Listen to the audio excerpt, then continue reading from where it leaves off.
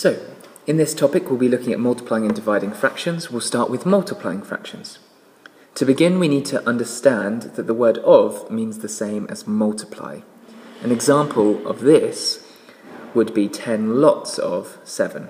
10 lots of 7 is 10 times 7, which is 70. The same thing applies to fractions. Example, 2/3 of 1/4. Now we're not going to think too much about the word of for now. We're just going to think, or multiply, we're going to think about 2/3 of a quarter. So if we draw a quarter, what would 2/3 of that quarter be? Well, if you draw a quarter now, and you think about making 2/3 of that quarter, so pause the video and do that. Now you should have split your quarter into 3 equal parts and shaded 2 of them. If you were to think about how many parts of a circle this is really 2/12. So we could say that 2/3 of a quarter is 2/12. Now, this could be simplified. We know that 2/12 could be simplified since there's a common fraction.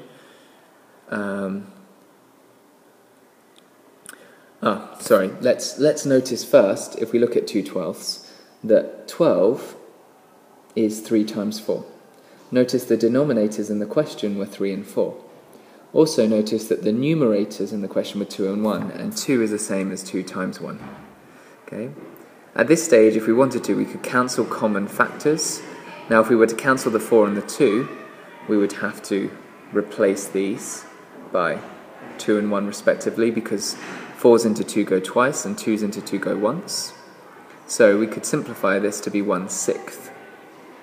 If we were to draw this, we could see that 2/12 is the same as 1/6. Okay, you can see that pictorially there. The shaded region is just 1 out of 6 parts of a circle. Okay? Right, next. Let's look at 2/3 of 7/4. So a slightly trickier question. Maybe try drawing 7/4 now. So we'll have 3/4 and 4/4. So how would you find 2/3 of the 7/4? Well, one way would be to split each quarter up into 3 parts. So I've basically split them into 12ths. Yeah? So I now have 21/12, not 7/4. And in each section that represents a quarter, I could shade 2 of them. So I have 2/3 of each little sector. So I've got 2/3 of the entire shape. Okay, so if you count the number of 12ths that we have shaded, well, each pink little sector represents 2/12, and there are 7 lots of those. So it's 7 lots of 2/12, or 14/12. We could get the same answer by doing the denominators multiplied together. 3 times 4 are the 12ths, and 7 lots of 2 would give us the 14. We could, at this stage, if we wanted to, we could simplify, we could cancel common factors. The 4 and the 2 have a factor of 2 in common. 2's going to 4 twice, 2's going to 2 once. So this would leave us a final answer of 7/6. But 7/6 is the same as 14/12. Okay? And you can see each of those pink shapes represents a 6th, and I have 7 of them in total. Now I said the word of means multiply, so actually we could replace the of by the multiply sign. So what we've done there is we've learned, hopefully, how to multiply fractions. And you can see the key was just to times the denominators together and times the numerators together. And that seemed to work pictorially as well. It's useful to cancel common factors before we do the final multiplication. So for example, we'll look at an example now where that's the case. Okay, so let's take a mixed fraction now. 1 2/5 times 2 1/14. Okay, we're not going to do this pictorially because the numbers, I frankly can't draw 14ths on this screen. So we're going to just do it with numbers. So the first thing we have dealt with top-heavy fractions, and I'd like you to turn these into top-heavy fractions. So pause the video now and do that. So 1 and 2/5 would be 5 and 5/5, 5 and 5/5, and 2/5. So that will become 7/5.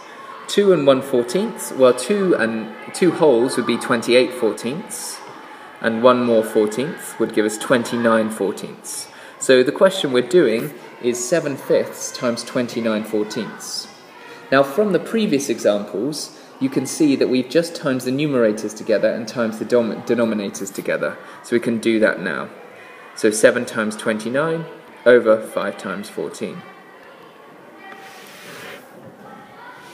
So this is the next stage. What can we do now? Well, before we do the multiplication, we can, if we want to, we can cancel common factors. Okay? There is common factors between the denominator and the numerator. There's a common factor of 7. Okay, so we could cancel 7s into 14, go twice, 7s into 7, go once. So there is a common factor at this stage. Are there any other common factors?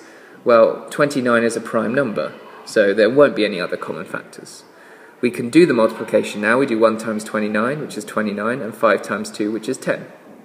So this is how to multiply fractions. Okay, let's look at dividing fractions. Division of fractions is slightly more complicated. Let's first do something very simple. Let's do a quarter divided by 3. So if we take a quarter and we divide it by 3, we get 1 quarter time. If we get a quarter divided by 3, it's the same as a 12th, because if you think about splitting a quarter into 3 equal parts, each part will be 1/12. But if we recall, this would be the same as 1 quarter times a third. Okay? Because 1 quarter times a third, we times the numerators to get 1 and times the denominators to get 12. So that's interesting that dividing by 3 is the same as multiplying by a third. And we're going to use that idea a bit later. Let's look at a more complicated idea. 1½ divided by 2/3. So let's draw 1½. Okay. Let's go back a bit. So 1½ divided by 2/3. I guess we can think of division as how many times does 2/3 go into 1½. Now you don't really need to know this bit, I'm just kind of showing you what this would mean graphically. But we're not going to need to understand this completely, just maybe get a flavour of how this is working. So how many 2/3 do fit into 1½? Well, this is 1/2. These two parts would represent another 2/3 because each one is a third. So far I've got 2 2/3. Okay. Now the question is, what do I have left over? I've got this thing left over. Okay. Now how many times does this fit into 2/3? So this bit left over fits in 4 times. So it's a quarter of 2/3, that little section. Okay. That section is a quarter of 2/3. So how many times does 2/3 go into 1½? It goes 2 times and a quarter. 2 1/4 times. Okay? Or 9 quarters, because 2 1/4 as a top-heavy fraction is 9 quarters. Now, conceptually that was quite difficult, but I'm going to show you how this would work with numbers, which is far easier. So we could change 1½ to be 3/2, because it's 3/2, and we're dividing by 2/3. Now what we're going to do now is we're going to change this question to be 3/2 times 3/2. We're going to flip that second fraction. Okay? Flip the second fraction. If we do 3/2 times 3/2, we get 3 times 3 over 2 times 2, which gives us 9/4. This was the same answer that I got earlier when I was trying to explain how it works conceptually. Okay, so this method of flipping the second fraction and changing it to a multiplication question seems to work. So the first stage of this division question was to change it to top-heavy. The second stage was to change the division. And a student once told me that this was changing the division to a kiss sign, and we're then flipping the second fraction. So he described it as kissing and flipping. So he said, to change a division question like this, you kiss and flip. And I quite like that. It's easy to remember.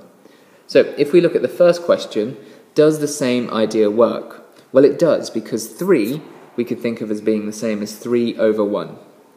If we kiss and flip, change the division to a multiply sign, so that's kissing, and if we flip 3/1, we get 1/3. So it seems to work with this example as well. Okay? Let's look at another question, and maybe you can pause the video and try this yourself. So the first stage would be to turn it to top-heavy. So to change it to top-heavy, you would get 15/5 and 1/5, giving you 16/5. To change this fraction to top-heavy, you get 3/3 and 1/3, which would be 4/3. So the question becomes 16/5, divided by 4/3. Now that we've got top-heavy, we can now kiss and flip. So this becomes 16/5 times 3/4. So now that we've kissed and flipped, we can do the multiplication. We can change it to 16 times 3 over 5 times 4. Is there a common factor between the numerator and denominator? Yes, there's a factor of 4 there. We can cancel the 16 and the 4. 4s into 4 go once, 4s into 16 go 4 times. There are no more common factors between the numerator and denominator, so we do the multiplication to give us 12 over 5. So the answer to 3 1/5 divided by 1 1/3 would be 12 over 5. Now, representing this pictorially would be very challenging. Okay, this part of the video is optional, so I'm not expecting any notes on this part of the video, but a better way to justify why we can kiss and flip would be the following. So an example of the same question, we could take that 16/5, divide it by 4/3. Now the symbol I like least in maths is this division sign. So I could change it to one fraction divided by or over another fraction. Okay, so check that you agree with that. I've changed the division sign for an over symbol. Now, we know that we can change fractions into equivalent fractions. Okay, so we could turn it into an equivalent fraction, we could times the numerator and denominator by the same thing. So I could times the numerator here by 3 if I wanted to, and times the denominator by 3 as well. Well, 16/5 times 3 would be 16 over 3, would be, if you think about how many fifths you would have 3 lots of 16/5, which would become 16 times 3 would give you 48/5. So 16/5, 3 lots of that would be 48/5. If you have 4/3 times 3, well, you could think about it as being 12/3, but 12/3 would be the same as 4. Okay? So at the moment, we've changed the question to be this, just with equivalent fractions. The next thing you could do is times the numerator and denominator by 5. Okay, so we could times the numerator by 5 in the same way as we did before. The 3's cancelled earlier, now the 5's cancel, so we're just left with 16 times 3 at the top and 4 times 5 at the bottom. You can see that this is the same as this stage here. Okay? So this is another justification why we can kiss and flip. I'm not really expecting you to necessarily get this last bit, but I think it's important for me to show you properly why this is allowed, why this works with numbers. Okay? So, in conclusion with division, you change it to top-heavy, and then you do this thing, kiss and flip. We know how to multiply fractions together, so you can just multiply fractions.